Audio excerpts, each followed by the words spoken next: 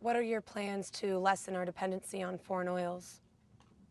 What are my plans to lessen the dependency on foreign oil? Mainly get the government out of the way and let prices work. If the price goes up, people will drive less, which would be normal. If this administration goes on and actually starts bombing Iran, the oil price might go to $200 in one day. The oil price is going to soar quickly. People would drive less, and then if it lasts, alternative fuels would be sought after.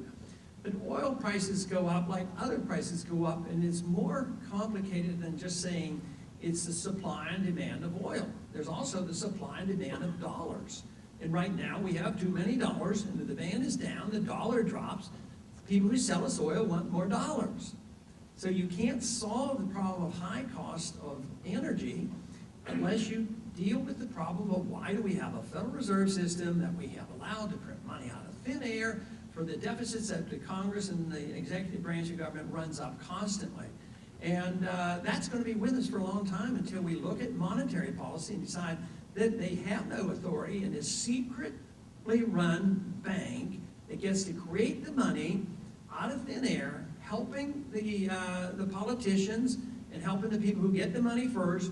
But when the people get the money, finally, as it circulates around the economy, you get the high prices. So you can't deal with solving the energy crisis until you deal with the dollar problem. Our foreign policy prices also go up because we're over there.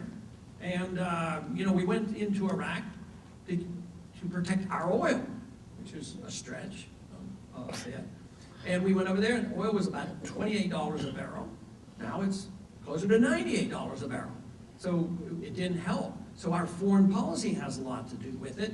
And then if there's a threat, that war will spread, which still exists, and those oil prices are going to continue. But it isn't just one thing. Then you have the overriding factor of oil shortages, whether we really entered a peak oil period where long-term the demands are going up and the supplies are coming down, and that's built into the system. But we wouldn't have to worry about that, all things being equal. If we didn't have inflation, we didn't have a flawed and it didn't have a flawed foreign policy, just allow prices to go up and make sure people get out of the way and make sure the tax code is where people are taxed less and make sure the regulations are minor.